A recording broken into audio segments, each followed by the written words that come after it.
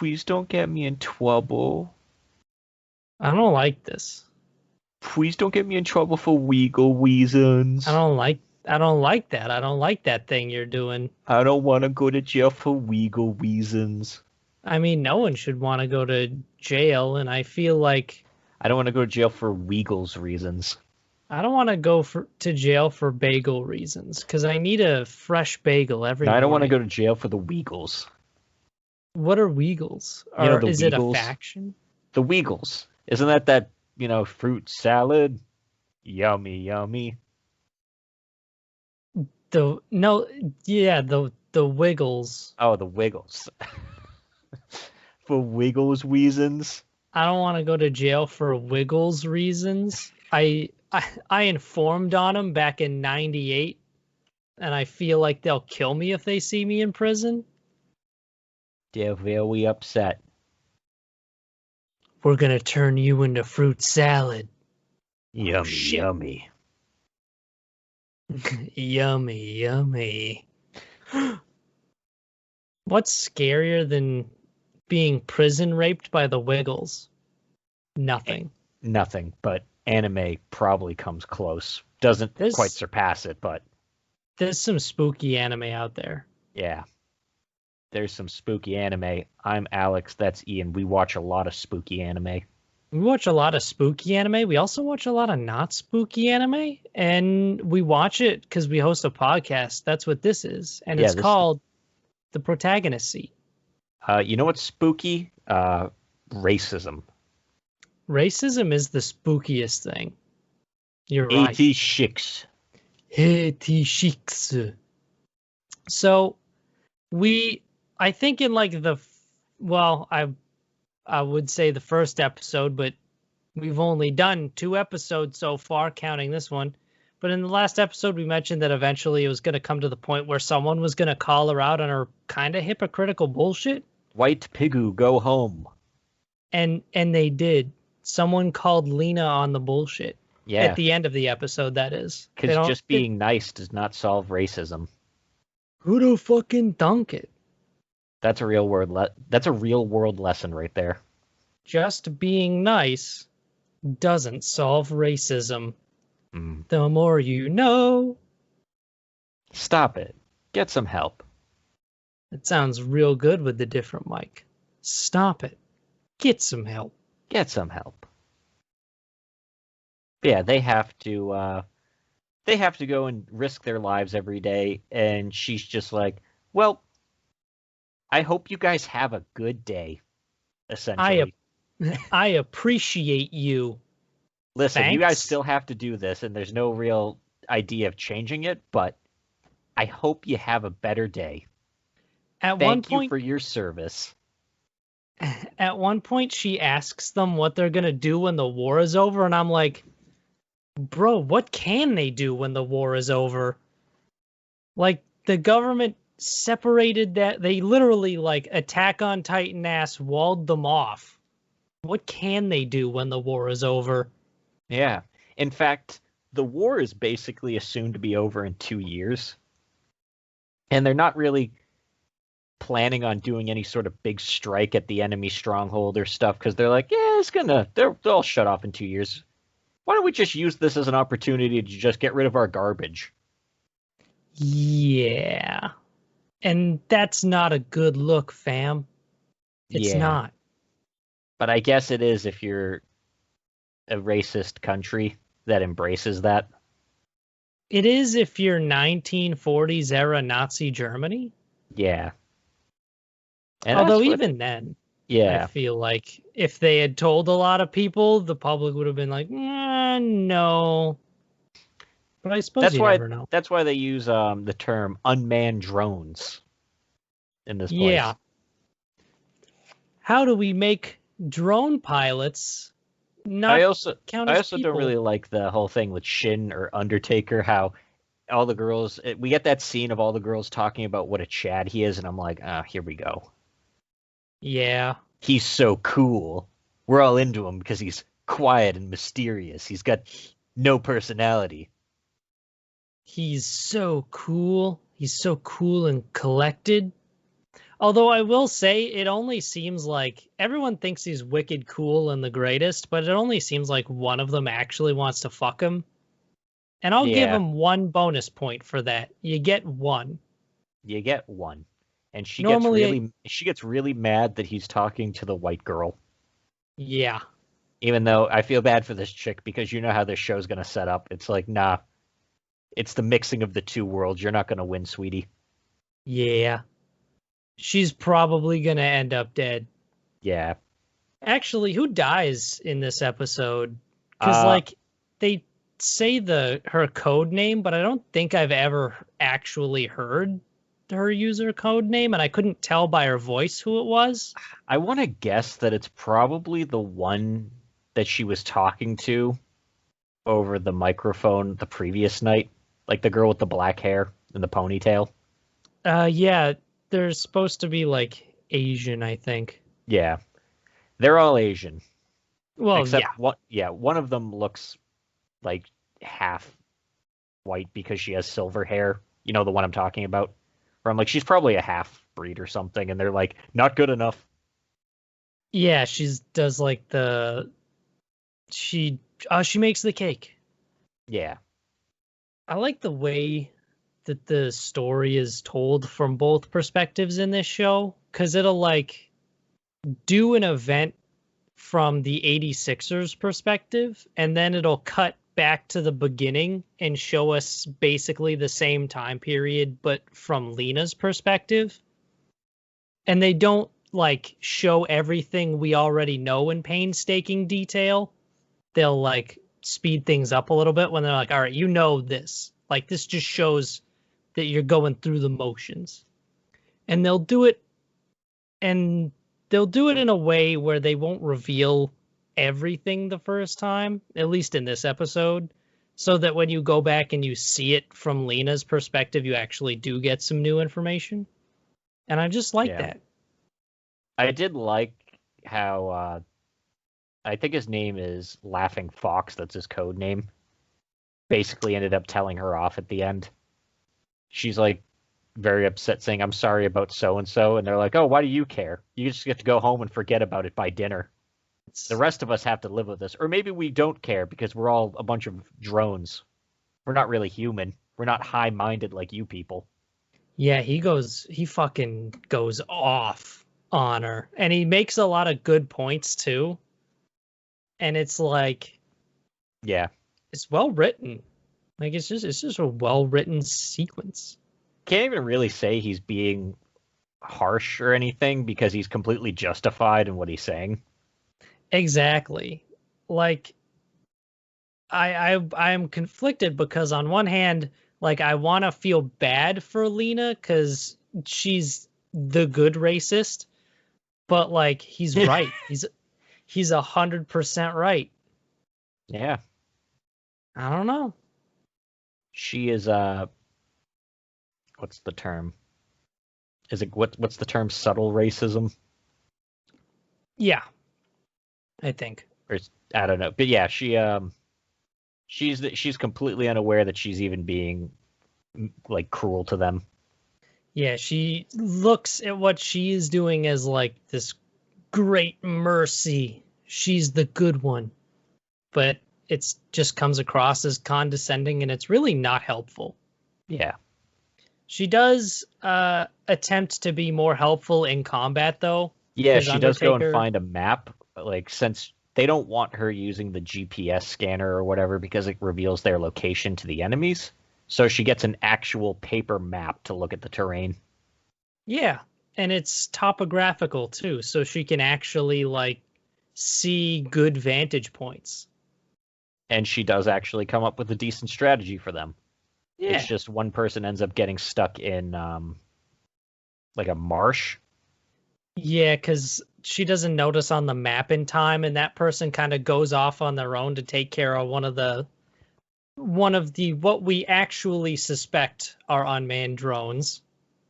But I don't even know anymore. What if none of the drones are unmanned?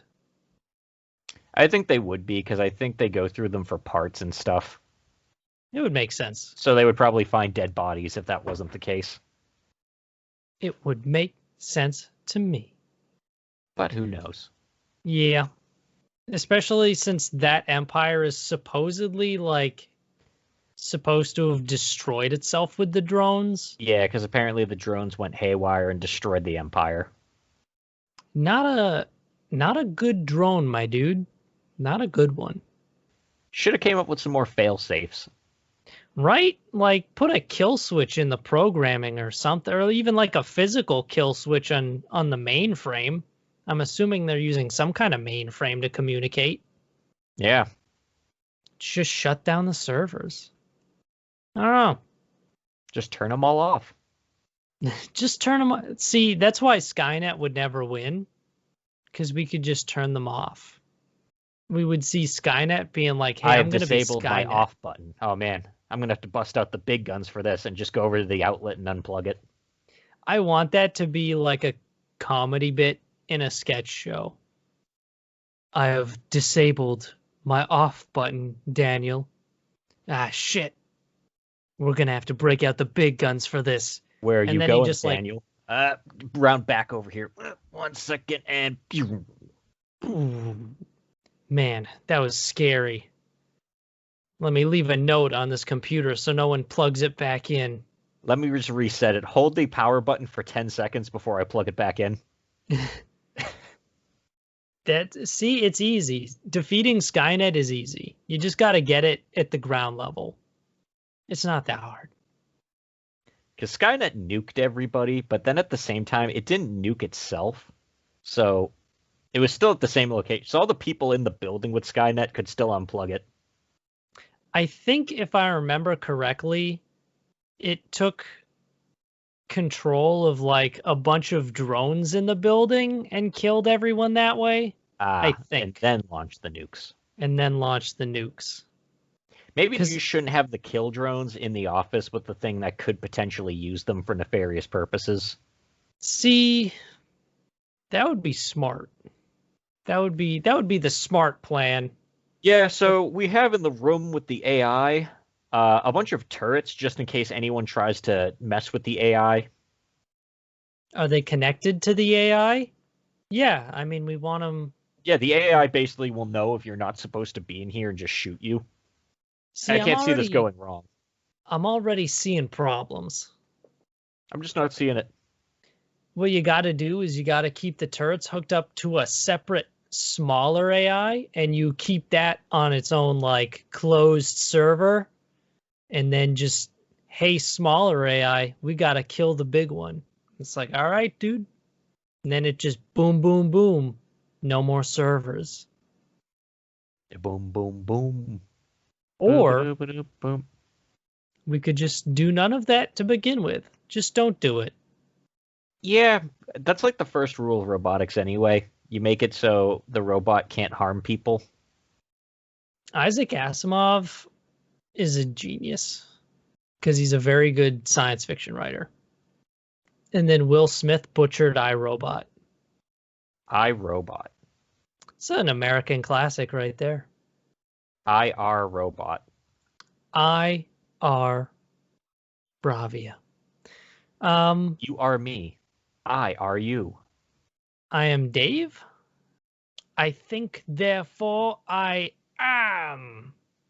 I am Shadow. That's Shadow the Hedgehog. I am Shadow Android. Oh, God. There's an ending to that game where Shadow embraces becoming an android and then fucking murders Dr. Eggman. Really? Yeah. He just kills Dr. Eggman. He just caps him. Why does the Shadow the Hedgehog game go so fucking hard? Also, every other line he goes, "Damn, I have to send Dr. Robotnik to hell." And if you ever die or like fall off the edge, which you will a lot because it's poorly programmed, he just goes, "Damn, not here." Not here. Damn. Damn, Daniel. Not here. It's rated T, so the only swears he can say are "damn" and "hell." Hell's not even a swear. It's not really, but they don't like it, old people. Yeah. Get the hell out of here. I'm just asking you to literally remove the influence of hell from my presence. I don't want it here. I don't want that sin. If only they got the M rating that they wanted. I gotta fucking kill Dr. Eggman. What the fuck? Sonic, you goddamn bitch. He just fucking, like, executes some dude in one of the storylines. Holy shit. It's in graphic detail. Oh my god. This is a game about a really fast hedgehog. With guns. With guns. What if that's how... Well, what if Shadow I'll is send how... you straight to hell. What if Shadow was how it was originally intended? And Sega was just like, we're going to come out with a hard game. It came out in the mid-2000s, so it came out at a time period where that's what everyone thought was cool. You know, you'd be listening to, like, Linkin Park, just playing games where people would shoot each other, be like, yeah! You right, though. That was the edgiest era. Yeah, we'd all be wearing, like, flame t-shirts, or things with skulls. Fucking Ed Hardy shit. Oh, jeez. Now I'm just thinking back to early 2000s fashion. I'm like, it's all so just edgy. I don't know if that will make a comeback. I don't think so. It's like, all right, you wear really baggy pants with a chain hanging off of it. You gotta wear, like, a skull t-shirt. It's like a short sleeve shirt, but then you have a long sleeve shirt on under it. Oh, yeah. And then you wear a beanie with, like, flames and bat wings. I'm going to be honest. You're just describing how I usually dress. Got my sweet golden wallet chain, And so you have, no one steals it. And your hair is basically just frosted tips. My frosted tips, I've gelled so well that they just poke through the beanie. Basically, look like Guy Fieri, but Guy Fieri a little bit harder. Guy Fieri, you need to look like dark Guy Fieri. Yeah, like evil Guy Fieri. Guy Fieri. You gotta look like his evil twin, Figieri. Just look like Figieri, his evil twin. Speaking of evil twins. Yes. That's a perfect transition to Shadow House. Shadow House. Or Shadow's House. Yeah, that's true. That's going to be kind of weird to get used to. It's Shadow's house. It's in hell. Damn. Damn. The soot monsters have latched onto Rose's face. So, yeah, apparently the soot can end up becoming a sentient monster if too much of it gathers. We learn exactly. So cleaning is actually really important. It's not just an aesthetic thing. Yeah, I'm glad we finally learned that, like, hey, cleaning is important because the soot turns into fucking monsters and it can latch onto people's heads. Yeah, and if it gets inside them, they get the soot sickness. Which is horrifying. You basically become a zombie and you have to drink a lot of water to get it out. And that's the perfect transition to Zombieland Saga. Yes, we're going to skip a show and just go right to that one. There's so many questions. Like, the show will answer questions and then just immediately pose new questions.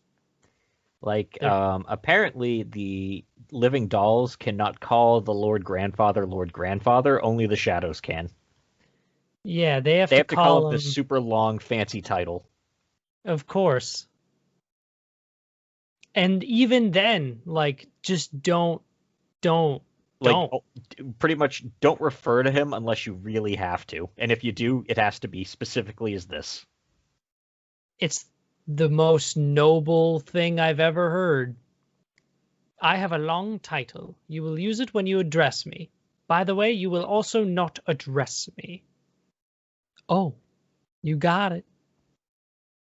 Yeah, and we find out that there's a whole other wing of the house for the adult shadows. and their dolls. And because the house was not complex enough. We actually do see a map of the house, and it looks simple, but I'm like, I don't believe that for a fucking second. It does not feel as orderly as the map makes it look. Not even a little bit. Yeah. It is the Winchester house. Yeah. Full of soot people. Quick question. I don't know if you ever watched Supernatural, or if you're a big fan of that series. But I do like Supernatural. I've never watched it, but is that why they're called the Winchester brothers, the Winchester house? Did they take the name from that? No, it's because they are actual Winchesters. Ah. Yeah, that's just their name. I didn't know if they were like, hey, let's name them after the Winchester house. I mean, the writers might have. I can't remember, to be honest, if it comes up that they're like actual descendants of the Winchester, but that is just their name in the show. They don't even use Winchesters that often. Actually, I don't think, now that I think about it, I don't think I've ever seen them actually use a Winchester. Well, they deal with like ghosts and stuff, right? Yeah, but they still have shotguns loaded with rock salt and shit like that. Ah. Because there's a bunch of monsters. It's not just like ghosts.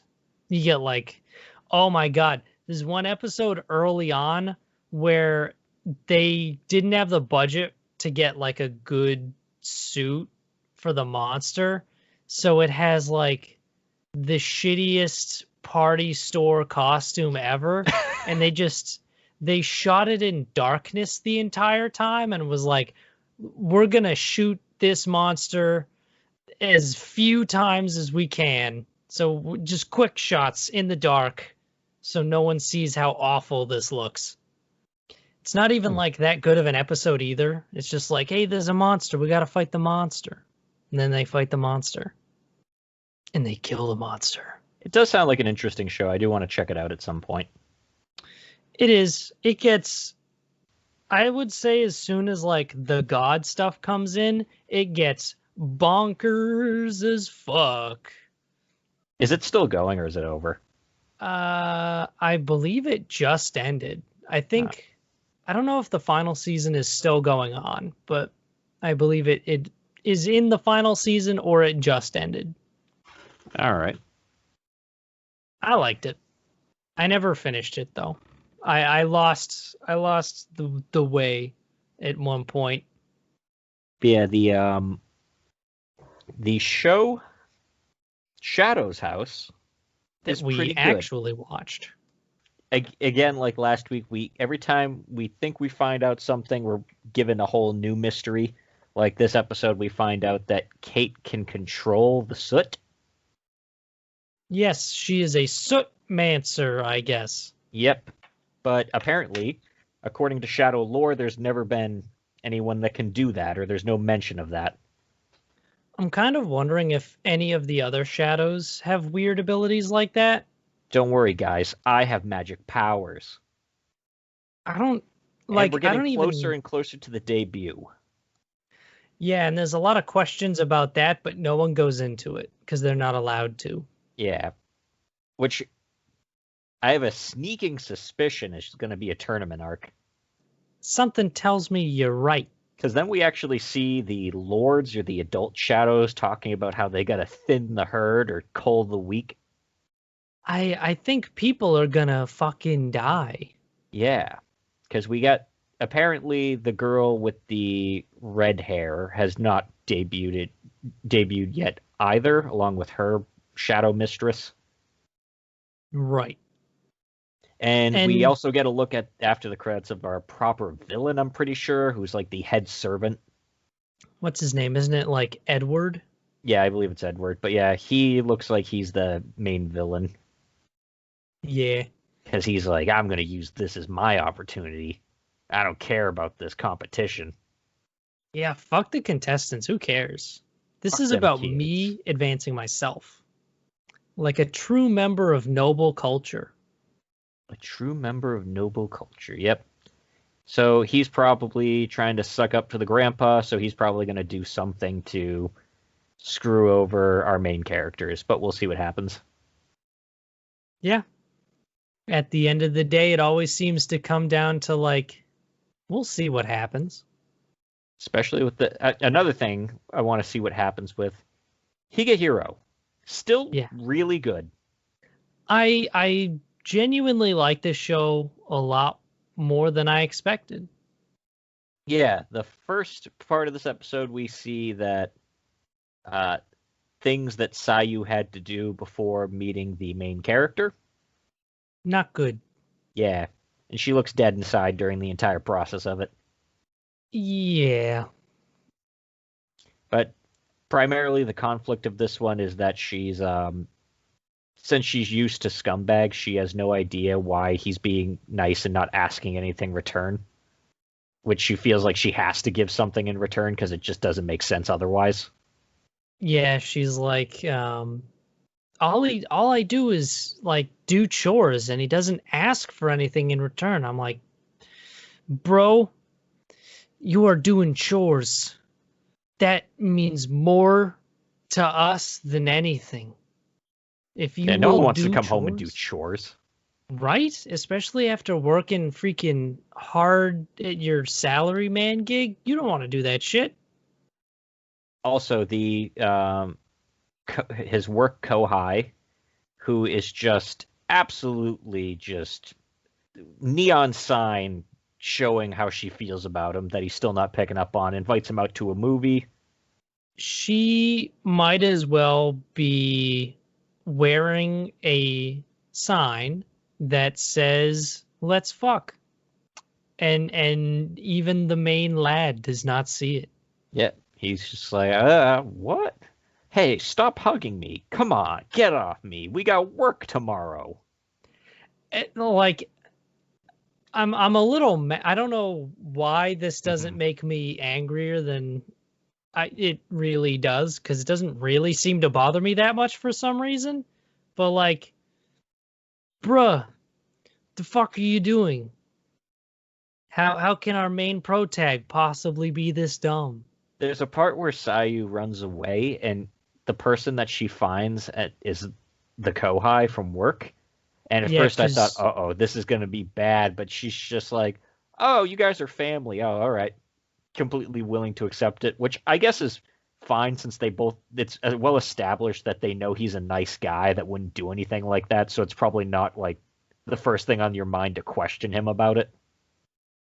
Yeah, that's a good point. So I'm willing to accept that instead of just like, hey, why don't you ask him what's up with that? Why he's hanging out with a high schooler? It's probably just like, oh, it's probably like his niece or something. Yeah, I probably would be like, why didn't you want to tell us? Although at that point it's like, yeah, my niece just moved into my apartment. That's kind of a weird thing. I probably wouldn't be super forthcoming with that either. Also, it's another fucking business. Yeah, especially because he has like a one-room apartment too, like a studio apartment. So yeah, it's like, oh, my niece moved into my one-room apartment with me. I like the talk that Sayu and work Kohai have. It feels very genuine, where we both where we get kind of a good feel for where both characters stand. Yeah, I really like the Kohai girl. Yeah, she's pretty great. She's like, hey, if you need to sulk, you're going to get stopped by a police officer if they see you out here by yourself. But if an adult is with you, then it should be fine.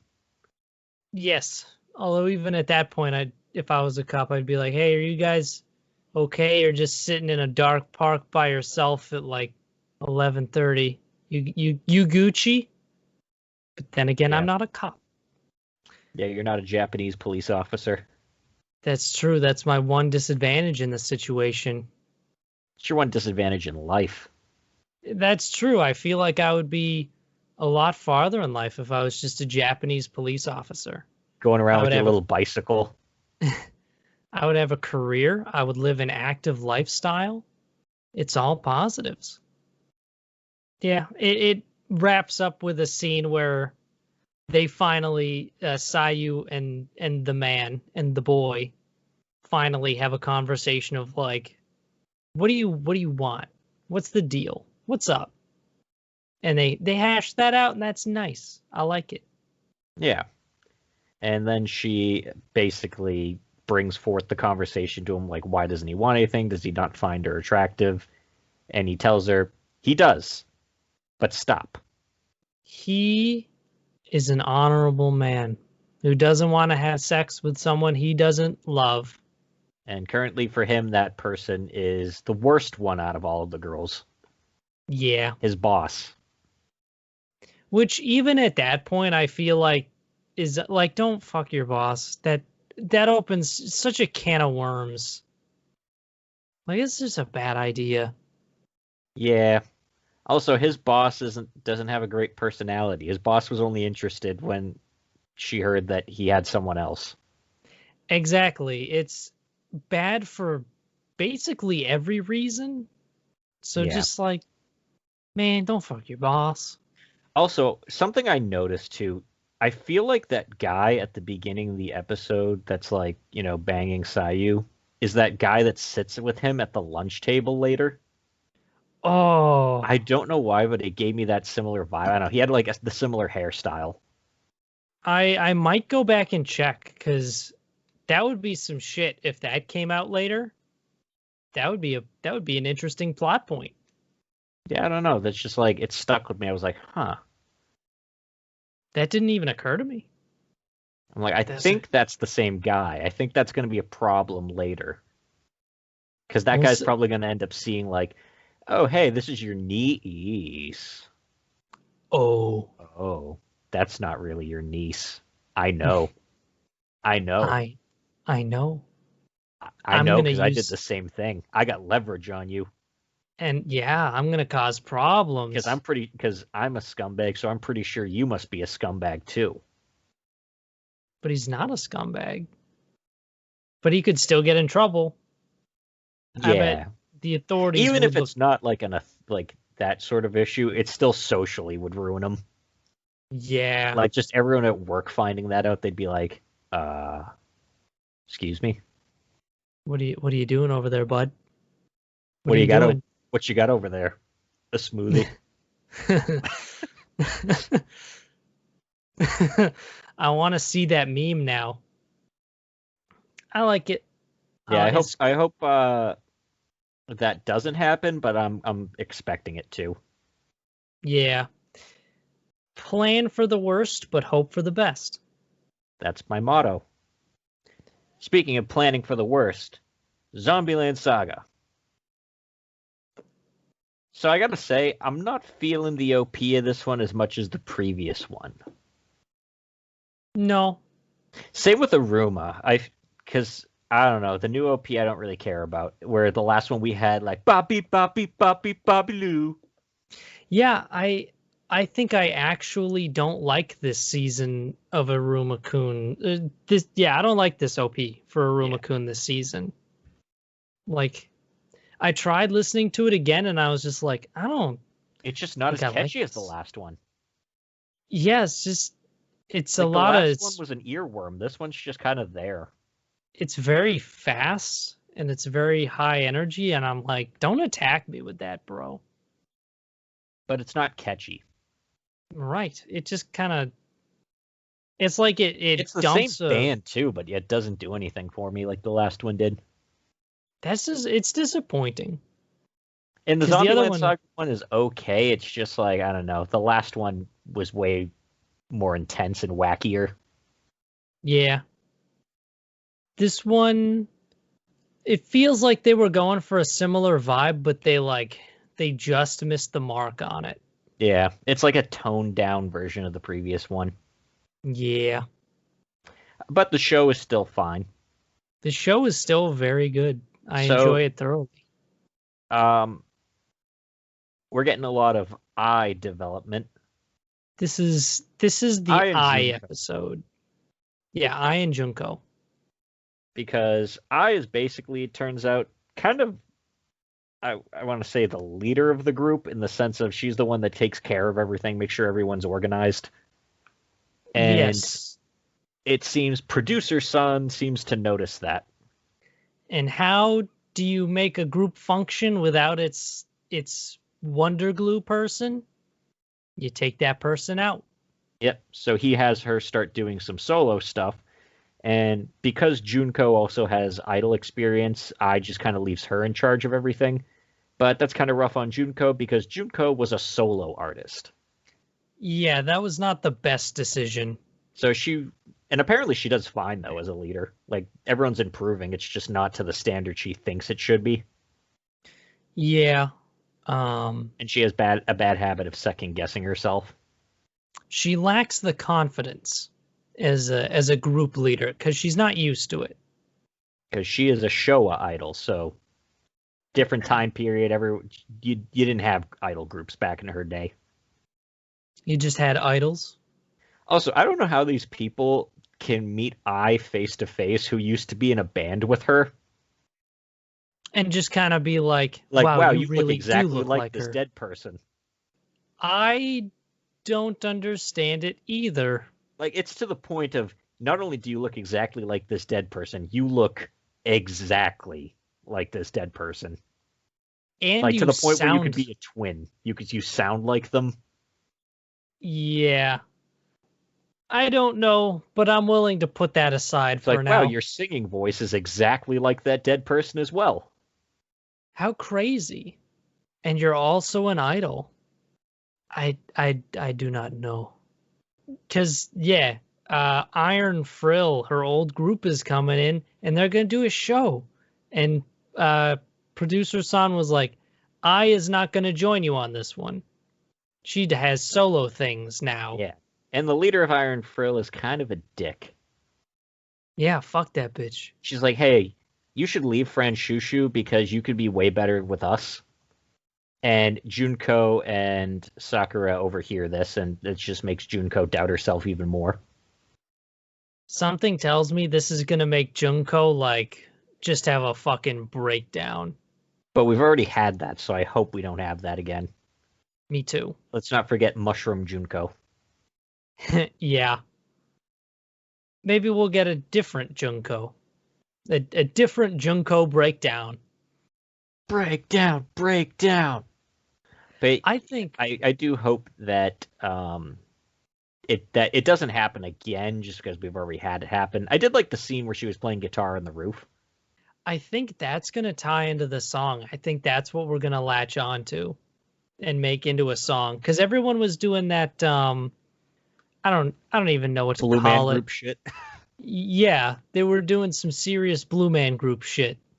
And I was like, "Oh no." That's honestly the best thing they could do, is do something completely different than regular idol stuff to stand out.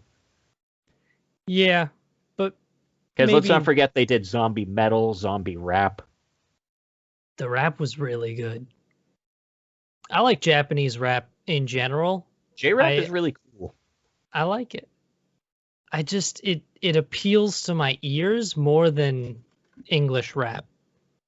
J-rap has more of a positive tone, whereas American rap is kind of usually, like, most of the time about kind of how bad things are, which, granted, a lot of the context in which it's written is kind of going through, like, the personal struggles of the artist. But I think that's just because things are a little better over there than here in terms of, like, social stuff. That would make sense to me. I don't know. I think the acoustic is what we're gonna get for this next song. That would be really nice. Everyone Because else, I did actually like her. I like Junko's voice actress's singing voice. it's so good. Holy shit. Like, it didn't even really sound like Junko singing. That's how great it was. I'm hoping by the end of this season we get Yamada Tae actually singing. We can hope. I don't know. Because But she's we got, can like, hope. one of the most famous voice actresses out of the group. That'll be And she's reduced to just... She's been getting a little better. Like, when I shows up on the TV, she goes like, "Ugh." Yeah. And she can play the drums, apparently. I guess. As long as it's a bongo or a djembe. Yeah. I was hoping, I know I shouldn't have been hoping, but I was hoping for a song that, although we did get a song, we got the acoustic song that Junko sings, and it's fucking real good. And apparently it was part of a commercial that after she died, like, was really popular. Yeah.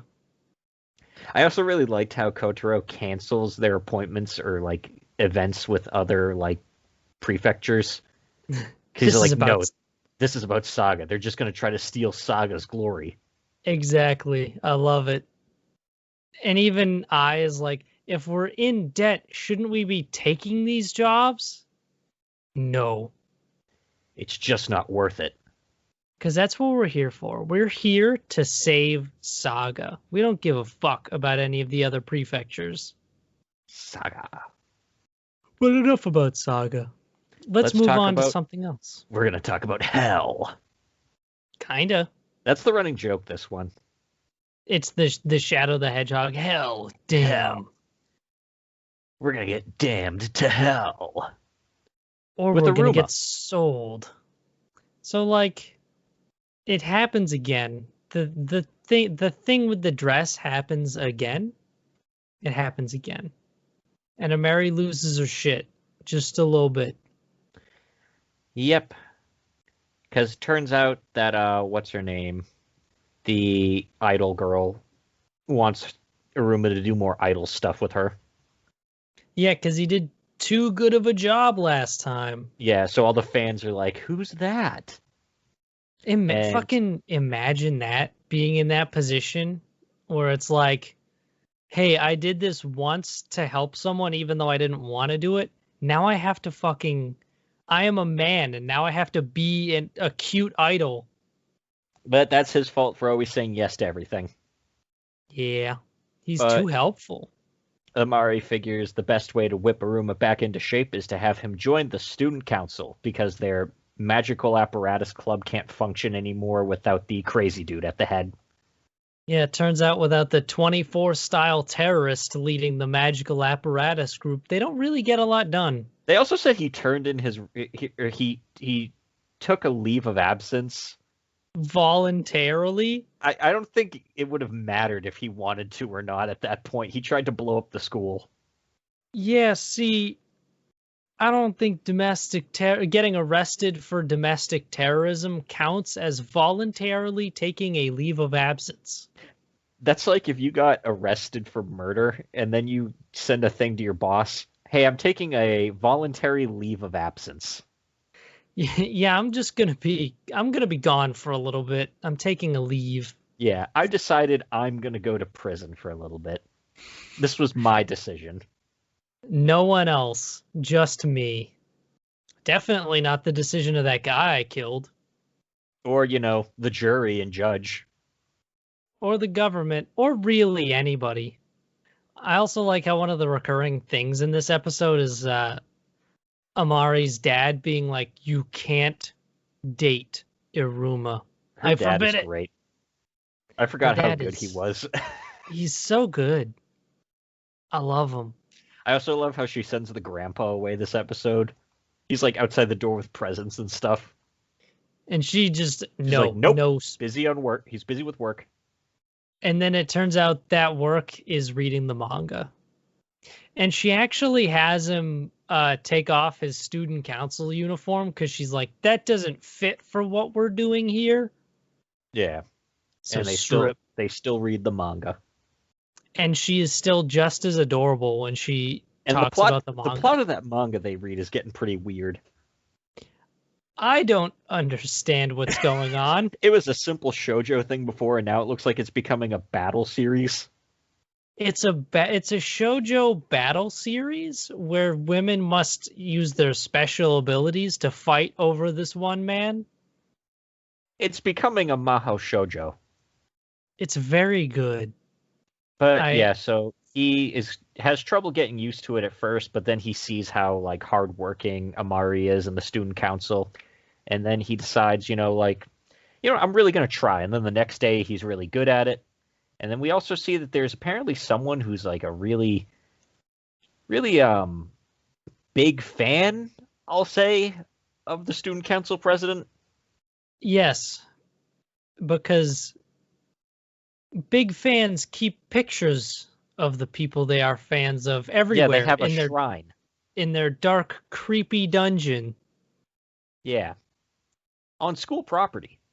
On school yeah, that's true. All of this takes place on school property. Although, I guess they had that Danny DeVito shrine at that one school. I think every school should have a Danny DeVito shrine. Yeah, they should. The mysterious stalker who they avoid like giving any hints to with just having it be a silhouette. I originally thought it was going to be a member of the student council, but then we see all of this goes down while they're all there. Right. I but don't we know actually start seeing some character given to the student council people, which is nice. Instead of just faceless lackeys. I like how the purple girl goes up to Amari during lunch and she's like, "Hey, you sure do find some weirdos." And she's like, "I don't find weirdos. I find people who are interesting." And then it does like a pan shot over a bunch of pictures of what they were doing before Amari recruited them. And I'm like, hey, I'm more interested in these characters now. Yeah, good job. I don't think we're going to get too much with them, but... No. But it does make it feel like there is history with these characters. And I think sometimes what goes a longer way than like spending the time to delve into everyone's backstories is to just give a hint and be like, hey, there is a backstory here. We do, these people do know each other. They have existed. But Amari is, she's lured into a trap. Yep, and she gets sprayed with some sort of like perfume thing. And then when everyone else finds her, she's unconscious, and then she wakes up, and then she's all cutesy-wootsy. She's ooh-woo cute-wootsy. Ooh-woo-woo. And I hate it. I won't lie. He hates it. I hate it. I'm like, this isn't the this isn't the Stoodle Noodle Boodle. Not the Stoodle Noodle Boodle. This is the Uwu Noodle Crew do not pursue. Uwu Noodle Crew do not pursue. This isn't the student council president that I want to step on me. This is something else. I don't like this. It's still adorable regardless. Yeah. Because Amari is best girl. Also, Asmodeus and Clara are removed from this arc. Yeah, she puts them with other clubs just to be like, all right, you guys don't get to be here for this. Yeah, Clara gets the gaming club, which is perfectly suited for her. And Asmodeus is the magic club because he's really good at that sort of thing. But of course, it's a horrible experience for him because he's away from Iruma.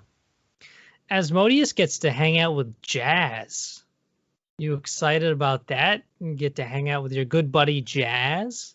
I hope this means, though, that those other characters will get more developed soon, because most of the class besides Sabnok is pretty underdeveloped. Yeah. We've been given hints. Like, I know I joke about, fucking everyone's favorite classmate Jazz, because he's visually non-distinct, but I think he has the most backstory given to him out of everyone. Yeah. Because they don't need to give the owl guy any backstory because I don't care about him. He's just the grape guy from My Hero, but in this class. That was exactly the comparison I was going to go to with him. Yeah, he doesn't. I don't care about him. That's yeah.